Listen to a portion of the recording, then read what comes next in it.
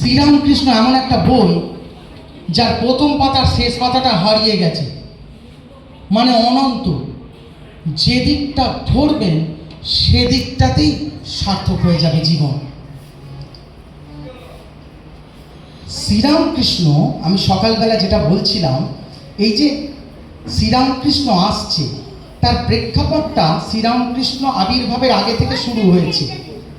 এমন দুজন মাতা পিতা বেঁচেছেন প্রভু, জীবনটা আদর্শ দম্পতি, দেব দম্পতি। শুয়ে আছেন বালিশে, নারায়ণ দেখা দিয়ে বলছে তোমার পুত্র হয়ে জন্মাবো। এদিকে শিব মন্দিরের সামনে দাঁড়িয়ে আছে, জ্যোতি এসে ঢুকছে, শিব জ্যোতি। তাহলে ঠাকুর একাধারে নারায়ণ, একাধারে শিব। আবার চলে যায়, আমি জিস্ট করে দিচ্ছি, করে আজকে গানেই যাব।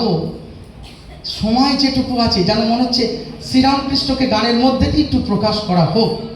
শ্রীরামকৃষ্ণ নিজে প্রকাশিত হন। গান শুনতে ঠাকুর ভালোবাসতেন, আজও শুনছি, সকাল থেকে শুনছি। তো মধু রাত্রে যখন উঠল, দক্ষিণেশ্বরে যেদিন গেছি দেখছিলাম এই সেই জায়গা, এখানে পায়চারি করছেন। একদিকে যাচ্ছে শিব, একদিকে যাচ্ছে কালী। মথুরবাবু চোখটা ভালো করে ঘষে নিয়ে আর একবার দেখছে না, এ তো ঘুমের ঘোরে না, ঠিক দেখছি। গিয়ে প্রণাম করছে। ঠাকুর বলছেন দেখলে মথুর, এই যে দেখলে মথুর, এইটি শ্রীরামকৃষ্ণ। বলছে শ্যাকরা যেমন কোষ্ঠী পাথরে যাচাই করে নেয়, একটিবারও বলছেন না যে আমরা কোথায় এসেছি। দেখুন, শ্রীরামকৃষ্ণ মা বা স্বামীজি কোনো কথাটা মেনে নিতে বলেনি, বলেছে বাবা বিচার করে নাও। বিচার করে যখন নেওয়া হচ্ছে, ভালোবাসা আরো জমাট বাঁধা হচ্ছে। শ্রীরামকৃষ্ণ মাস্টারমশাইকে বলছেন, মাস্টার জানো তো আমি ক্রাইস্ট আর চৈতন্য একই জন। আবার বিজ্ঞান মহারাজকে ডেকে বলছেন, ওরে গোপীগণের সঙ্গে যে লীলা করেছিল সে আমি। আবার গোপালের মাকে দেখিয়ে বলছে কি গো, এই আপেলটা ধরো। বলছে কেন?